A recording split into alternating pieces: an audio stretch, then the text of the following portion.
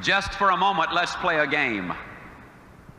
Let's pretend that your telephone rings tomorrow morning, and the voice on the other end says, "John, I've got some marvelous news for you. We've just won a trip to Acapulco. There are going to be 4 of us that can go. There are only 2 of us, my wife and myself. We leave at exactly 8:45. We're going to stay on the beach 4 days. We will live in a millionaire's villa. We will have everything at our beck and call. We will live the life of luxury for 4 full days." Now remember, John, we leave tomorrow morning at 8:45. My only question is, can you be ready to go at 8:45? May I see the hands of those who could, in fact, respond and say, "Yes, I could go." Just for a moment, let's continue the game by saying, you got the telephone call, you accept it, then all of a sudden it dawns on you, hey, I've got some things to do. As a matter of fact, I've got to do this and this and this and this and this. And as a matter of fact, you turn to your wife and say, "Honey, I just don't know whether or not we can make it or not." She says, "Now hold the phone, John." She whips out a sheet of paper. She says, "Now what's the first thing we got to do? What's the second thing? What's the third thing? What's the fourth thing? What's the fifth thing?"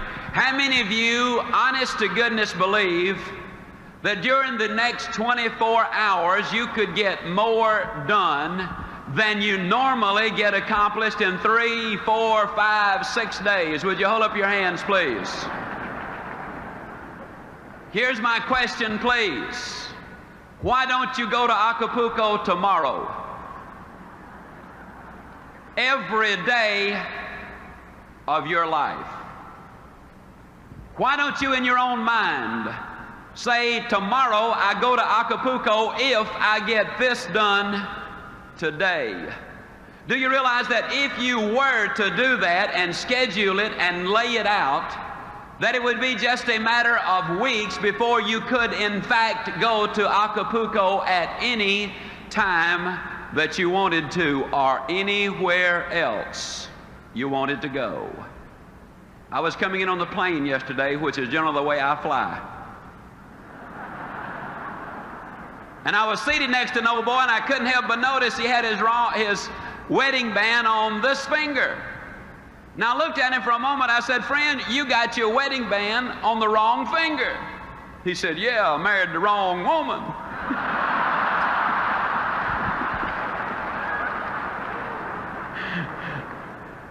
I don't know whether he did or not, but I am completely persuaded that most people have the erroneous idea about what it takes to be successful, and then about what success is, and about what life is.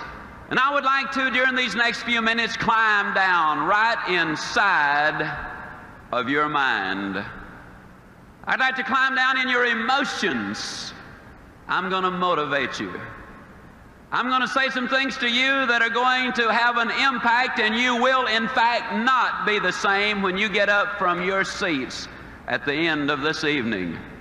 On your trip to Acapulco, there were several things involved. First of all, you had a very specific goal. Second, you had a time limit.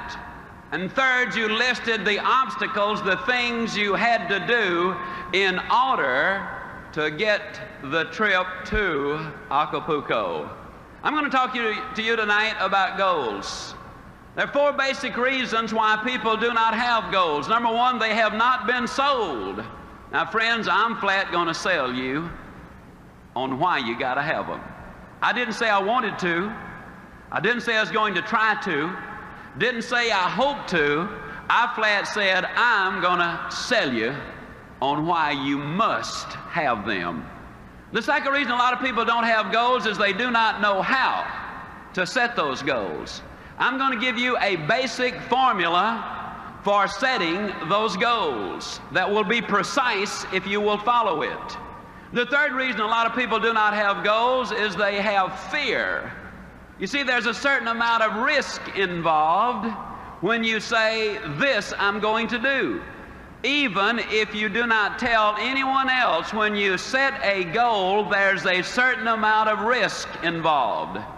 Then the fourth reason a lot of people do not have goals is because they have a poor self-image.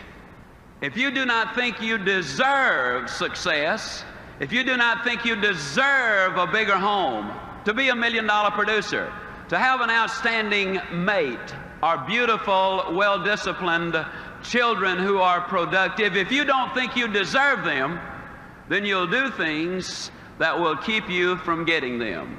Let's look at number one. Let's sell you on the idea of having goals. Are they important? At Yale University in 1953, they did a study of the graduating seniors. They discovered that of the graduating seniors, only 3% of them had definite, predetermined, written down goals. 20 years later, they did another survey of those seniors who had graduated. They discovered that the 3% who had committed their goals to paper had accomplished more than the 97% who had not written them down. What about you personally? Have you got your goals laid out? Are you a meaningful specific, or are you a wandering generality? Are goals necessary? I'm going to say emphatically yes. Can you imagine the chairman of the board, General Motors, and somebody comes to him and says, "How did you get to be chairman of the board, General Motors?" Do you really believe he said, "Well, I just showed up for work and they started promoting me, and first thing, here you know, here I am, chairman of the board, General Motors"? No, I think you know that that is not the way that it happened. What about you? Are you a wandering generality, or are you a meaningful specific? How many of you are in the world of selling? Would you mind holding up your hands, please? One of the major problems we have in the world of selling, a lot of times the salesperson is out selling, and although they're out there physically, what they're saying mentally is, "I need to be home with the family." And then when they're home with the family, physically, they're saying mentally, "I ought to be out in the field selling." And so when they're out in the field, they're really back at home, and when they're back at home, they're really out in the field, and they ain't never nowhere.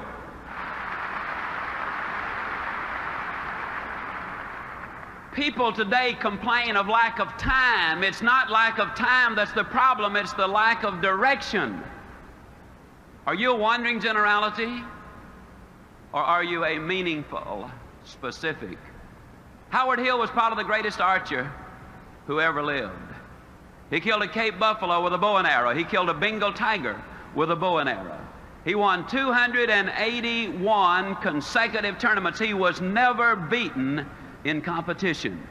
As a youngster, I have seen Howard Hill in newsreels from 50 feet draw dead aim and split the center of that bullseye perfectly in the center. And yet he could take the next arrow and literally split the first one. An amazing demonstration of skill. And yet I'm going to look at you dead center and say to you, I could spend 20 minutes with you, and at the end of that 20 minutes, Dick, I could have any man in this audience or any woman in this audience hitting the bullseye more consistently than Howard Hill could have on the best day he ever had, provided we blindfolded Howard Hill and turned him around so he would not know which direction he was facing. And you rather obviously laugh and say, "Ziglar, that's silly." Of course. How could a man hit a target he could not see? That's a pretty good question. Here's another one. How can you hit a target you do not have? Have you got one? Are you a wandering generality, or are you a meaningful specific? Are you going to work tomorrow because that's what you did yesterday? If that's the reason you're going tomorrow, you won't be as good tomorrow as you were yesterday, because you're 2 days older and no closer to the goal you do not have. You got to have those goals. A lot of people don't have goals because of fear. I want to skip one and talk about this one just for a moment. I'll be leaving on an airplane tomorrow for Toledo, Ohio. Now, I got sense enough to know that some of those airplanes are coming down faster than they're going up. It's dangerous for that plane to fly. You see in the newspapers where the ships leave the harbor, and you see where some of them sink. It's dangerous for the ship to be on the ocean. You read where people lease their homes, and the lessee, the people who rented the house, they tear it up. It's dangerous to let somebody move into your house. And yet the engineers tell me that it's more dangerous for that plane to stay on the ground, that it will rust out faster than it will wear out up into the heavens. They tell me that that ship will collect more barnacles in the harbor and become unseaworthy faster than it will sailing the high seas. And they tell me that if that house stays empty, that it will deteriorate faster than if you do not have someone living in that house. Besides, planes are built for flying. Ships are built for sailing. Houses are built for living. And man, too, was built for purpose. He was designed for accomplishment. He's engineered for success. He's endowed with the seeds of greatness. And the greatest danger we as human beings have is when we do not do anything at all. Stop 100 young men, age 25, on any street, USA. Follow them until they're 65 years old, and of those who are still living, you will discover that only 5 of them have succeeded financially. It's almost as if they had set out in life to fail. But I also believe one of the reasons is most people don't understand this thing called money. See, I think it's all right to have money as one of your goals. Occasionally I speak to people and they say, well, I don't want to make a lot of money. You know, I believe a man or a woman that would say that would lie about other things too. A lot of people don't have it because they don't understand it. They talk about cold, hard cash. And it's neither cold nor hard. It's soft and warm. Feels good. Beautifully colored. Not once has that redhead of mine over here ever said to me, wait a minute, honey, I got to go change clothes because what I'm wearing won't go with what you're carrying. As a matter of fact, it goes beautifully with it. Every once in a while, I'll have some of my Christian friends. They'll adjust their halos and say, Zig, how do you reconcile all of that talk about money with Christianity? And I say, it's easy. I believe God made the diamonds for His crowd, not Satan's bunch.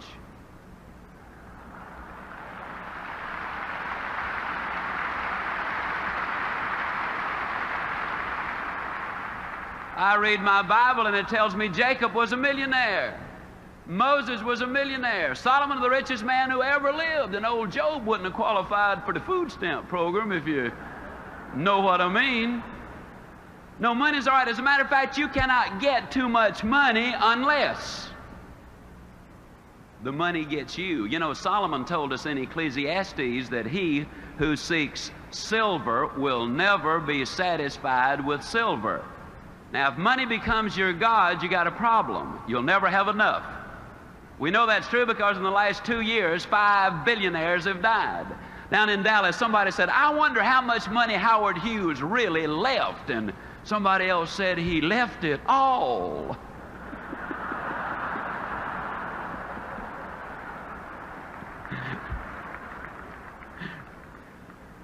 So if anybody asks you how much you're going to leave, say, same as Howard Hughes. You'll be telling the truth. Now, having said all of that, let me see if I can tie it back together. I believe, and I'll make this statement 40 times in my book, that you can get everything in life you want if you'll just help enough other people get what they want. For example, if you're a salesman or sales lady,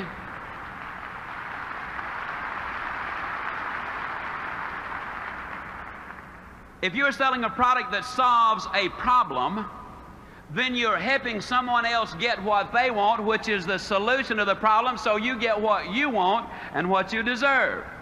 If you're in management and your productivity and the productivity of your people is important to your income, if you can train, enthuse, inspire, motivate your people to be successful, then your rewards are going to be greater. You can get everything in life you want if you will just help enough other people get what they want.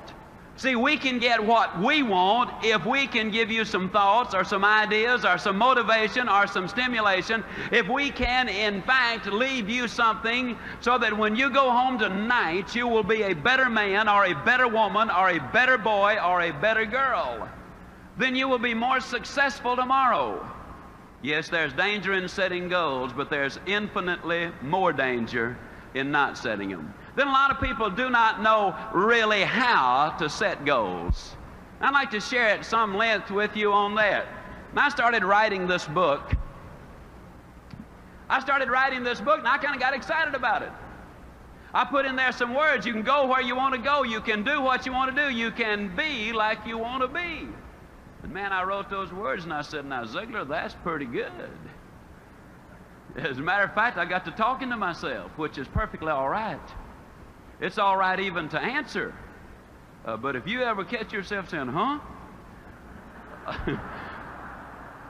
To the answer, you got a problem. Well, I caught myself with a problem. I was saying, huh? Because where I said you can be like you want to be, I looked down and there was a 41-inch waistline and 202 pounds of Ziglar. And the thought occurred to me that one of these days that I might bump into some of you, and I could just imagine this conversation taking place. I could imagine you saying, Ziglar, you believe that stuff you write? And I was going to say, uh-huh. Then I was going to imagine you saying, do you believe all of it? And I was going to say, man, yeah.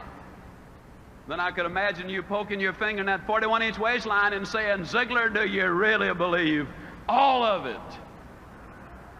And then I was going to have to say, well, you know, us authors, we do take a little literary license every once in a while. But I knew I had to make a decision. I either had to take those words out of there, you can be like you want to be, or I had to do something about me. Not only that, but my boy was 8 years old at the time, and I think every father ought to be able to whip his children until they're at least 12. And the rate I was going, I wasn't even going to be able to catch mine. But the straw that broke the camel's back was when that redhead of mine kept telling me to hold my stomach in, and I already was. So I went down to Cooper's clinic. Now, Cooper is the guy who wrote the book Aerobics. When you see somebody out jogging, you can rest assured that's Kenneth Cooper who had an influence on them. Well, it's a 5.5-hour examination. First thing they did was took 2 quarts of my blood. Well, it looked like 2 quarts. They filled so many vials, I thought they were opening a branch of the blood bank right there. Then they dunked me in a tank of water 3 times. And the purpose was to determine the percentage of body fat that I had. When I got through, they told me that I was 23 9/10% pure lard. Then they put me on a treadmill, and you know, on the treadmill, the longer you can walk, the better your physical condition, and the worst possible condition was horrible. Well, I was determined to get out of horrible into just awful. And I made it by 4 seconds. When it was all over, the young doctor, Dr. Martin, skinny young doctor, runs to the Boston Marathon, does the good things, called me in, big smile on his face, optimistic, a real PMA advocate, probably reads Success Unlimited on top of it. Called me in and with a big old smile, he said, Mr. Ziglar, we've got marvelous news for you. We've run these figures through the computer, and according to our computer, and we know it's right, you, sir, are not overweight. However, he said, according to the computer, you are exactly 5 1/2 inches too short.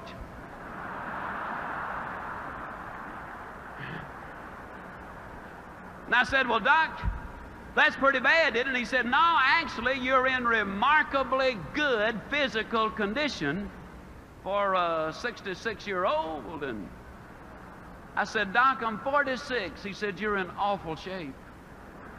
I said, as a matter of fact, if you were a building, I'd condemn you. And I said, well, Doc, what can I do? And he whipped out a sheet of paper thicker than my book, and by the time he got through telling me what I could do, I was kind of like the little boy who asked his daddy a question. And his daddy said, well, son, why don't you just ask your mother? The little boy said, Dad, I just didn't want to know that much about it. I got home, and that redhead of mine said, honey, you going to be out running all over the neighborhood, I suppose? And I said, yep. Well, she said, if I'm going to have a 46-year-old fat boy running all over the place, I'm going to get you looking as good as I can. So she went down and bought me a fancy running outfit, and I'd already gotten some fancy shoes. Oh, and I did something that was really ugly. But I hadn't read Ann Landers at the time, and I'm going to use that as my excuse, although I really knew better. You know, Ann says that you should not steal pages out of other folks' magazines. Well, there was a page in one of the doctor's magazines advertising jockey shorts. Now, I don't know if you folks in Minneapolis read the jockey short ads or not. But if you don't, the next time you see one, you should at least look at the picture. You'll find out in a hurry, they don't put jockey shorts on fat boys.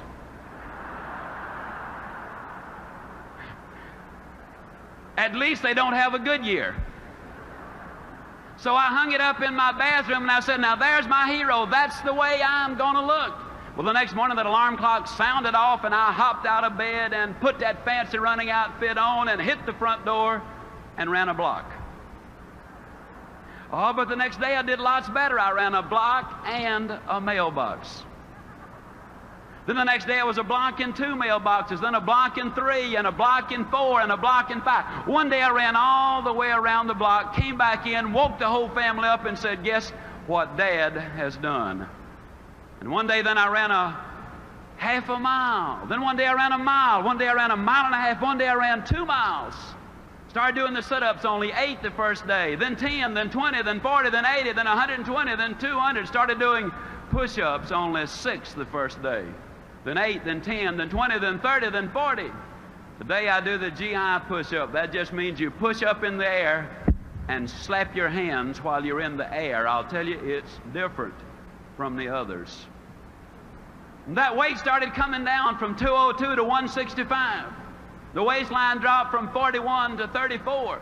Oh, I know a lot of people have said to me, yeah, but I bet you were dieting religiously, which is partially true because I did quit eating in church.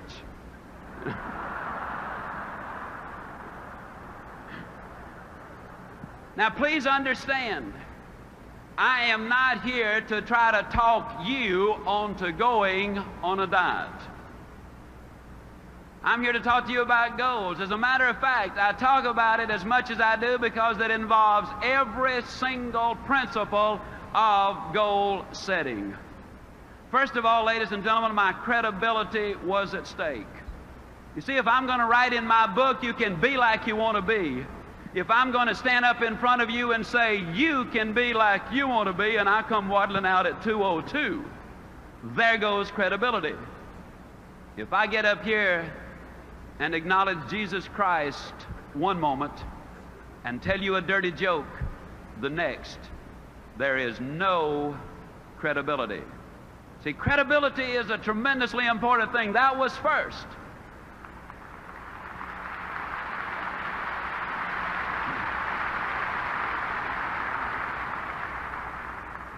And the second thing, that was my goal. You can't reach somebody else's goal. That's the reason I say don't let me talk you into going on a diet. That's serious business. If you want to lose weight, you start by going to your skinny doctor for a thorough examination. Now, if he's not skinny, swap doctors. See, there's something missing from a credibility point of view when a fat doctor tells you you ought to lose weight. Get you a skinny doctor and a thorough examination. That goal was mine. You cannot reach somebody else's goal. The third thing about that goal was the fact that it involved a big goal. If you're one for writing down phrases, please write this one down. You see, in order for a goal to be effective, it must affect change. And if it doesn't affect change, then the probability of you reaching the goal are pretty slim. 37 pounds made a difference in me. I run into old friends all the time and they say, hey, you've lost some weight. There's a difference.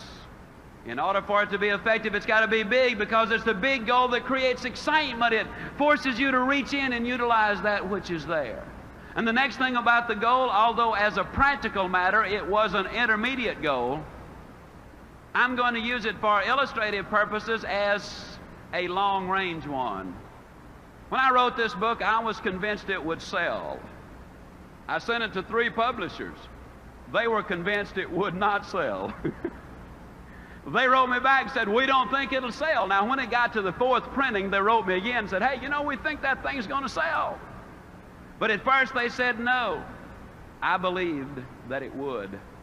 I believed also, ladies and gentlemen, that it would sell well. I was enthusiastic about it. I did a lot of work on it. So I decided I was going to go ahead and print the book myself. Now, most authors who print their own book, they generally print 1,000 copies, maybe 2,000, in rare cases 5,000. But I believe the next point about a goal is tremendously important. I believe you've got to have commitment. Now, I made that commitment. I ordered 25,000 copies for that initial printing. Now, can you imagine me with 25,000 copies in my warehouse saying that I weighed 165 pounds? Because you see, the first thing I wrote in the book was that I weighed 165 pounds, that I had a 34-inch waistline, and the day I wrote that, I weighed 202 pounds. Can you imagine me stuck with a warehouse full of books saying I weighed 165, and I come waddling out and saying, it works? I'd made a commitment. You got to have those long-range goals. And the rule is a simple one. You go as far as you can see. And when you get there, you'll always be able to see further. The doctor told me I had to lose 37 pounds. Now, that was specific. See, that's another point about goals. It's got to be specific. You can take the hottest day the world has ever seen. Take the most powerful magnifying glass you can buy in any store. Hold that magnifying glass over a pile of newspaper clippings on that hottest day, and you'll never start a fire if you keep the glass moving. But the moment you hold it still, you harness the power of the sun, you multiply it through the glass, and boom, you've got a fire. You cannot make it as a wandering generality. You've got to have a very specific target. 37 pounds was a very specific target. My target date was 10 months down the road. So I looked at the 37 pounds divided by 10. It came out 3 7/10 pounds. Boy, I got excited. 3 7/10 pounds a month. Why, anybody can do that. It's easy. As a matter of fact, I was so convinced that I could lose 3 7/10 pounds in a month that I didn't even bother to get started the first 28 days.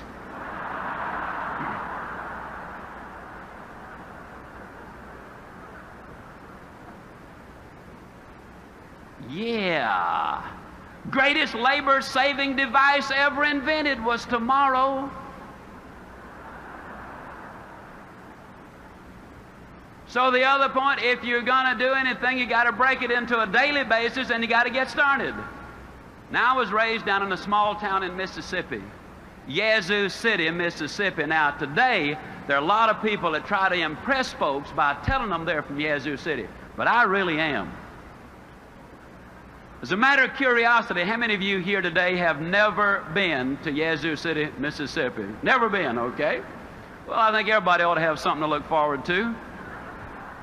When I was a boy, we lived next door to some rich folks. Now, I know they were rich, Brother Byrne, because they had a cook. I know they were rich because the cook had something to cook. During the Depression, that was a sure sign of wealth, and I was over there for lunch one day, as I tried to be most every day.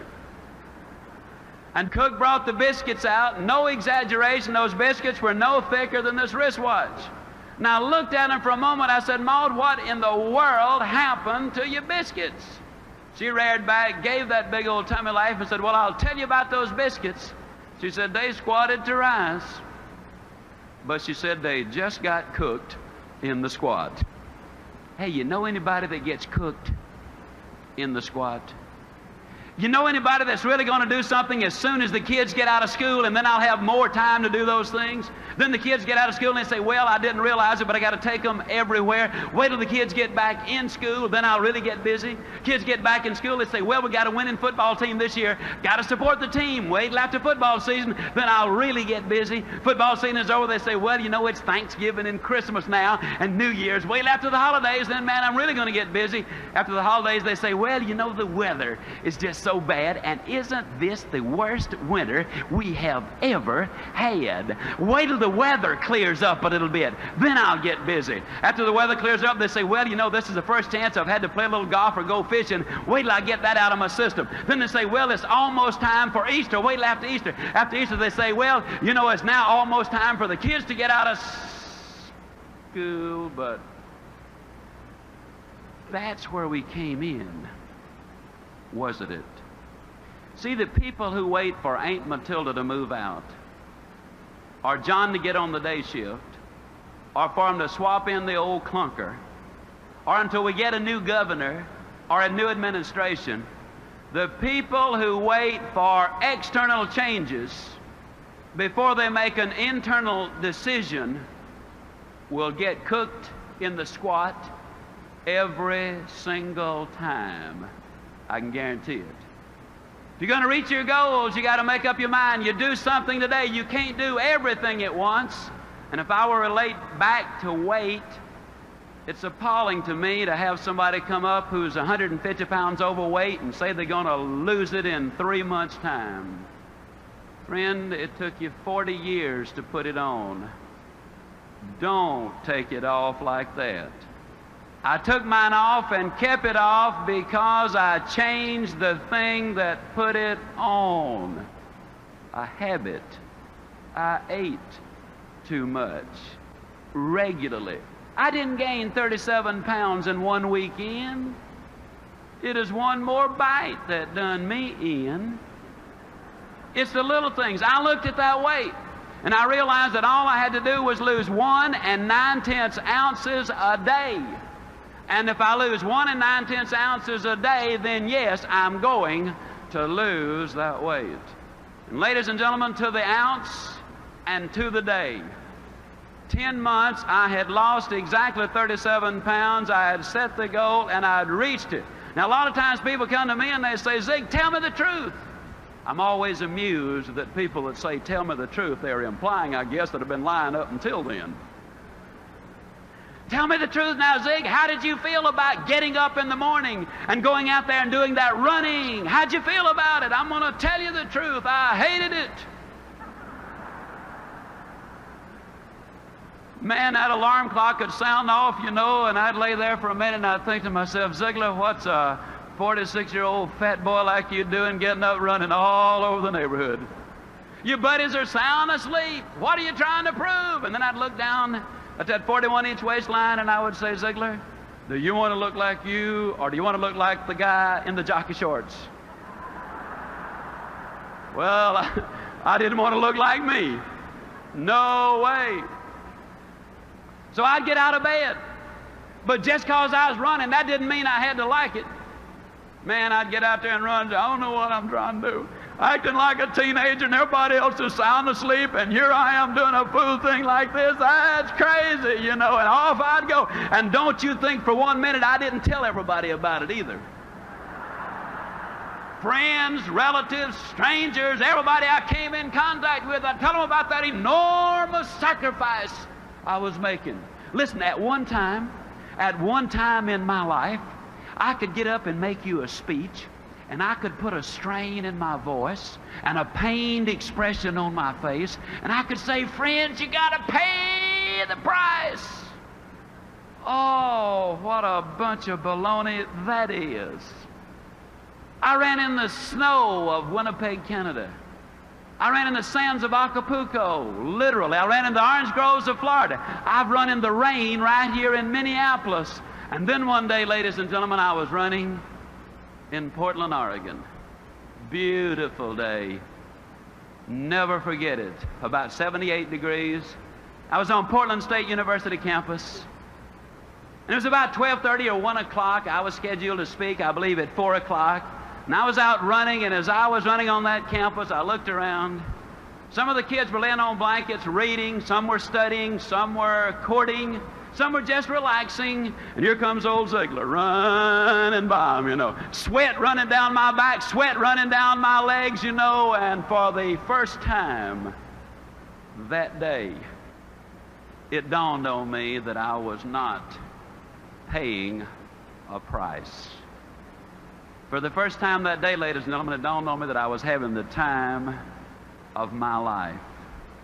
It dawned on me that I was enjoying every single step that I was taking.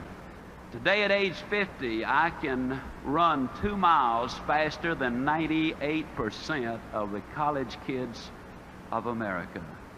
I'm stronger than I was a quarter of a century ago.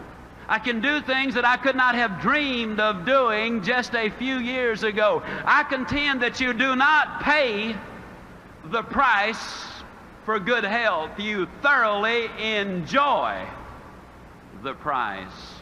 You pay the price.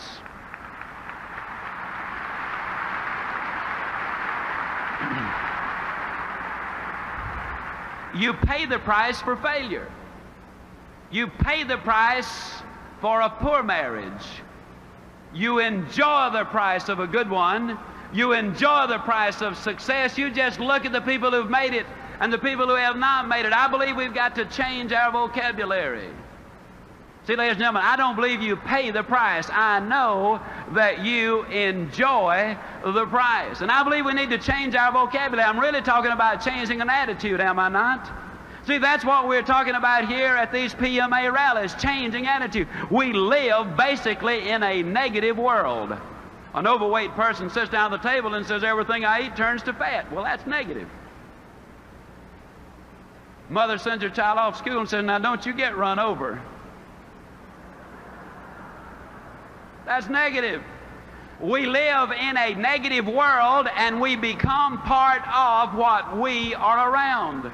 Did you know that 2/3 of the medical students acquire the symptoms of the disease they study? Common cold. We know that if we get medical treatment, that the average life of a cold is a week. If we don't get the medical treatment, the average life of a cold is 7 days. They don't know what causes the cold, they don't know what cures it, but they do know who gets it. The odds are over 10 to 1 that when you get the cold, it's because you're emotionally depressed.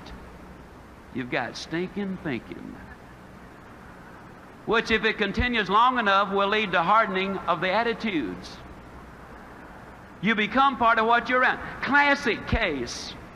You take a southern boy or girl and send them up north, and in a matter of months, they'll pick up an accent. You've noticed it. Or you can take a northern boy or girl and send them down south, and in a matter of months, we'll have them talking normally. You become part of what you're around. What can we do? Well, let me give you another classic case. Reported in the July 1976 issue of Success Unlimited magazine, in Israel, there were a large number of immigrants from the Orient, and a large number of immigrants from Europe arrived at about the same time. They did an IQ evaluation on both groups. The average IQ of the children from the Orient was 85. The average IQ of the children from Europe was 105. On the surface, it appears that the European Jewish children were a little smarter. But they put all of these kids together in the kibbutz, where the direction is positive, where the input is you can do it, where the dedication is complete, where the build-up, the motivation, the drive, the direction is fantastic. And 4 years later, the average IQ was exactly the same thing. 115. You can change. you can grow. The greatest message I could ever give to you is that one simple thing. Yes, you can grow. I say it with all of my heart. I know in my mind that man was designed for accomplishment, that he's engineered for success, that he is endowed with the seeds of greatness. You can start from where you are with what you've got. And so long as you build on a moral foundation, I believe you can get anything you really want if you'll just help enough other people get what they want. I'm going to share a story with you. I think it's the greatest story that I've heard in my lifetime. The story goes back nearly 13 years. I was speaking in Kansas City. And there I met a man. His name is Bernie Loftic. He's more than a friend. He's a brother. He's in the audience right over here. Bernie Loftic told me, stand up, Brother Byrne. Bernie Loftic told me this story. He said, Zig, when our son was born, our joy knew no bounds. Because we already had our 2 daughters, now we had our son. The family was complete, but he said it wasn't long before we knew something was wrong, because his head hung too limply on the right side of his body, but the family doctor said he would outgrow it. We knew better, so we took him to a specialist. The specialist diagnosed his condition as a reverse of club's feet and treated him for that, but he said, we knew, Zig, it was more serious. We took him to one of Canada's top specialists, and after an exhaustive examination, this specialist said, this little boy is a spastic. He has cerebral palsy. He's never going to be able to walk or talk or count to 10. I'm going to suggest that you put him in an institution for his own good and for the good of the, quote, normal members of the family. Brother Byrne looked at me and he said, you know, Zig, I'm not a buyer, I'm a seller. I could not buy the idea that my son was going to grow up being a vegetable, so we took him to another doctor who told us the same thing. And then another and another and yet another and another until 30 doctors said there is no hope. Then they heard of a Dr. Pearlstein down in Chicago. They got an alternate appointment so that when someone else canceled, they could have that appointment because Dr. Pearlstein was booked 2 years in advance. And 11 days later, a little boy from Australia canceled, and they went to Chicago. Dr. Pearlstein examined David perhaps as no child has ever been examined before. And when he finished, he said, this little boy is a spastic. He has cerebral palsy. He's never going to be able to walk or talk or count to 10 if you listen to the prophets of doom. But he said, I want you to know that I am not problem conscious. I am solution conscious. And yes, I believe there is something that can be done for this boy if you are willing to do your part. Well, obviously, Byrne and Elaine Loftic said, Doctor, tell us what to do. We will do anything. And the doctor and the therapist and the nurses spelled it out in minute detail. They said, you're going to have to push this little boy beyond all human endurance. Then you're going to have to push him some more. You're going to have to work him until he falls. Then you're going to have to pick him up and work him some more. You got to understand that there is no stopping point. That if you ever stop, he goes back. You got to understand that there might be months and even years when you will be unable to detect any change, but you gotta stay with it.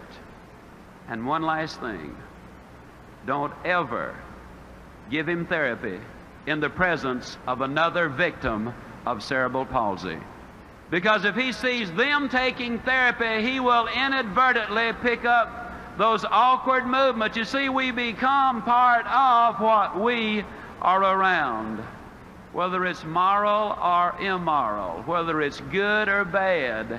Stay with it long enough and it's going to rub off on you. The Loftics went home. They built a little gymnasium in the basement of their home. They hired a physical therapist and a bodybuilder. It took them a lot of months, but one day David Loftic could move the length of his own body. It took them several years, but one day the therapist called Bernie home and said, I believe David is ready, and Bernie rushed home. And David Loftic was down in the basement and on a little mat getting ready to do a push-up. As that little body started to rise into the air, the emotional and physical exertion was so great there wasn't a dry inch of skin on that little body. And when he finished that one push-up, Mother and Dad and little David and the sisters and the therapist and everybody broke down and shed those tears, which so eloquently say that happiness is not pleasure. Happiness is victory.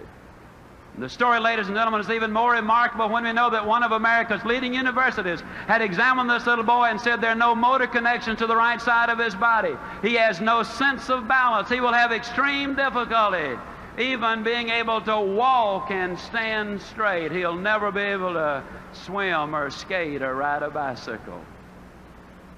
On October the 23rd, 1971, my wife and I had the privilege of flying to Winnipeg, Canada to attend the bar mitzvah of little David Lifechick. Oh, how I wish you could have been there. How I wish the television cameras of the world had been clearly focused on what we saw as this little boy walked to the front of the synagogue, tall and straight and strong. I wish you could have heard him as he uttered those words that moved him into the manhood of the faith of his forefathers. I wish you could have seen what we saw, knowing what we knew, because you see, at that time he had done as many as 1,100 push-ups in a single day. He had run as much as 6 miles non-stop. He was shooting golf in the high 80s. One of the best table tennis players in Winnipeg, Canada. He had entered as a 7th grader St. John's Ravens Court School for Boys, where this little boy, who was never going to be able to count to 10, did quite well in 9th grade mathematics. February 1974, he qualified for an unrated $100,000 ordinary life insurance policy. So far as we know, the first and only time this has ever happened. And I tell you the story of David Lifechick because it involves so many of the principles in which I believe. It begins with the right foundation of honesty and character and faith and loyalty and, yes, love. Oh, what a love story this one is. You see, every night this little boy used to have to put his braces on, and every night he would say, "Dad, do we have to put them on tonight?" Or, "Mom, can't we just leave them off tonight?" Or, "Do we have to put them so tight?" And you mothers and fathers know what I speak of when you have a little boy with tears running down his cheeks, pleading, "Don't put them on tonight." But because they did love him so much, they did not listen to the tears of the moment, because they wanted to see the laughter of a lifetime. And that, ladies and gentlemen, really what love is all about, because you see, so many of us as parents are reluctant to do for the child what is best for the child, because we fear that child then might withhold his love from us, not knowing that over the long haul, the best way to guarantee his love is to demonstrate ours by acting in his best interest. I tell the story of David Lifechick because it involves so many of the principles in which I believe. They had a beautiful relationship with others. The doctors and the nurses, you see, they all had a part. The therapists all had a part. You don't climb the high mountain by yourself. It is in conjunction with others that we really accomplish the major things in life. That's why I like to tell the story of David Lifechick, because it's a story of cooperation. I tell the story because it's a story of goals, of big goals, of lifetime goals, of monthly goals, weekly goals, hourly goals even, ladies and gentlemen. I tell the story of David Lifechick because it involves so much in attitude. You talk about attitude. This boy, since he was too small to carry it, used to have his own cassette player. And every day that little mind was fed with the good, the clean, the pure, the powerful, the positive messages over and over and over. You can do it, son. You can do it. See, we live in such a negative world that unless we deliberately read the good books daily, unless we deliberately, regularly feed our minds with those motivational recordings that in essence remind us over and over in a negative world that we ourselves can be positive if we have the positive input. And yes, I tell the story of David Lifechick because I believe it has so much to do with one of those things that so many times we as individuals have a tendency to overlook. As a matter of curiosity, and I'm almost through. Of course, you know, when us Baptists say finally, that don't necessarily mean immediately. That just means we're getting close. But I tell the story of David because it emphasizes so many of the things in which I believe. I'm just curious, how many of you had already noticed this chrome-plated pump sitting here on the... That's amazing. You know, I've noticed something. When I get aboard an aircraft with this pump, almost without exception, I'm the only passenger that's got one. And so I've got to assume by that they must be getting scarce. I believe this. I believe that this pump is going to sum up what I want to say about life and what I want to say about David Loxley. Got a couple of good friends down in South Alabama. Their names are Bernard Haygood and Jimmy Glenn. They were out riding through the South Alabama foothills one day and they got a little bit thirsty. They pulled behind this old abandoned farmhouse. Bernard was driving, he hopped out, he ran over to this old pump and he grabbed the handle and he started the pump. Now, just as a matter of curiosity, how many of you good folks up here in the big city have ever used one of these old water pumps? Hey, that's fantastic. Okay. Well, it was hot. It was August. And old Bernard wanted a drink of water. And after he'd been pumping a couple of minutes, he said, Jimmy, better get that old bucket over there and dip some water out of that creek. We're going to have to prime the pump. How many of you know what I'm talking about when I say you got to prime the pump? Well, for you non-pumpers, that just means that you got to put something in here before you can get something out here. See, a lot of people stand in front of the stove of life and say, stove, now give me some heat, then I'll put some wood in you. A lot of times the secretary says, boss, give me a raise, then I'll start coming to work on time. So many times the student will say, teacher, just give me a passing grade this semester. My folks going to tear me up if I don't have a passing grade. Then next semester I'll guarantee you I'll study.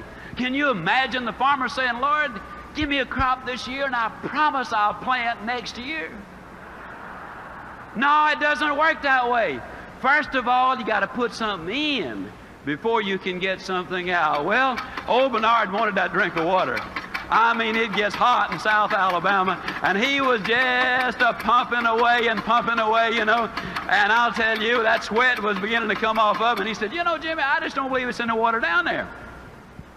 No, Jimmy said, yeah, it is, Bernard. You know, in South Alabama, the wells are deep. And we're glad they are because, you see, the deeper the well, the cooler, the cleaner, the sweeter, the purer, the better tasting that water is. And isn't that the story of life?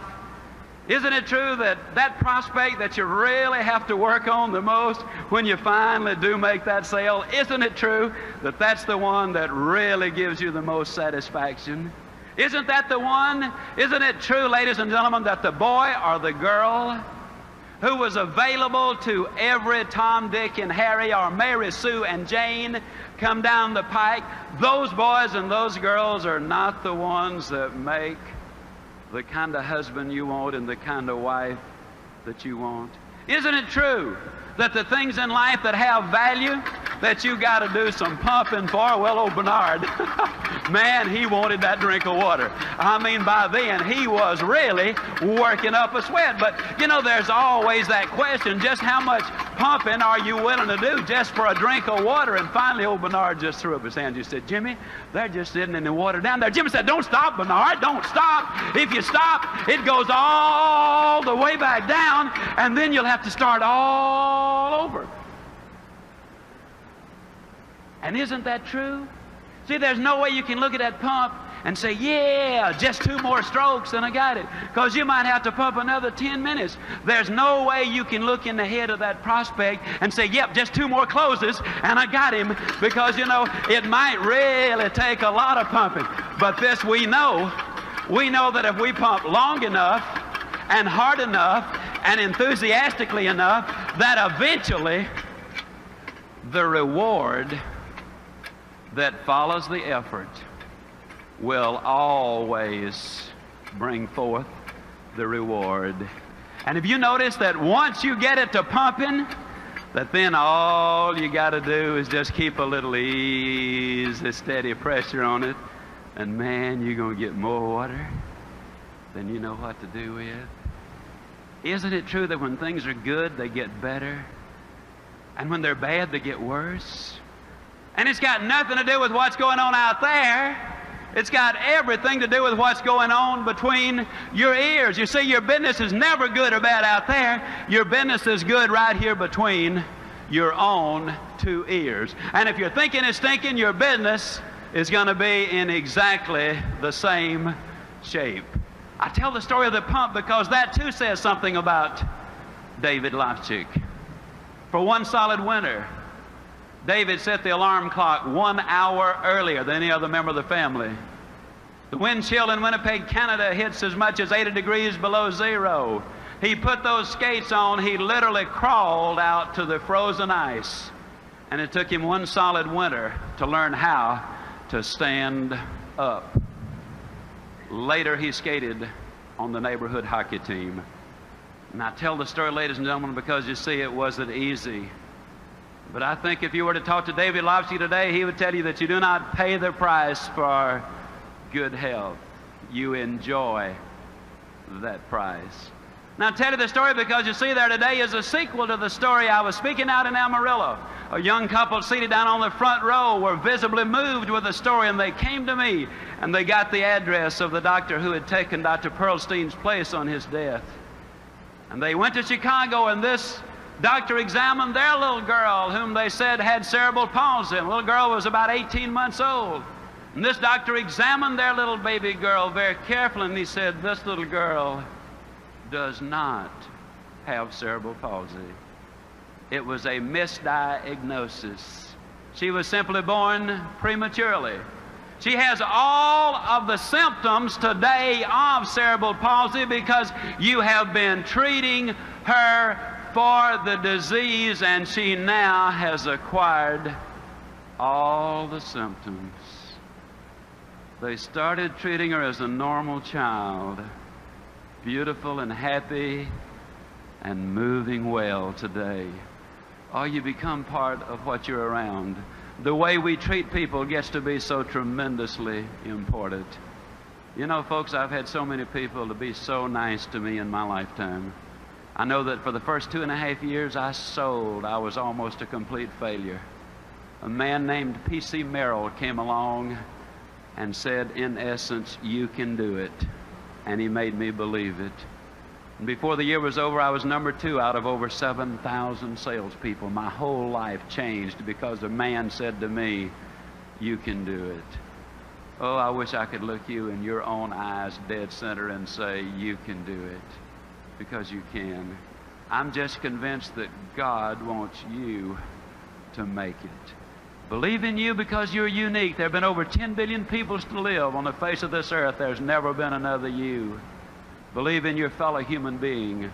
Believe in what you're doing, the company you represent, the product you sell if you're a salesperson. Believe in our great country. It's the greatest land on the face of this earth, and of infinitely more importance than anything I or any other speaker who will ever address you will ever say. Believe in Almighty God. Because if you do, I'm going to close not by wishing you a good day. I'm going to close by guaranteeing you a good forever.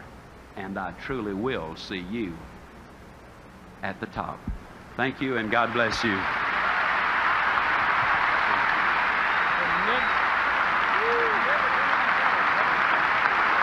Zig Ziglar, ladies and gentlemen.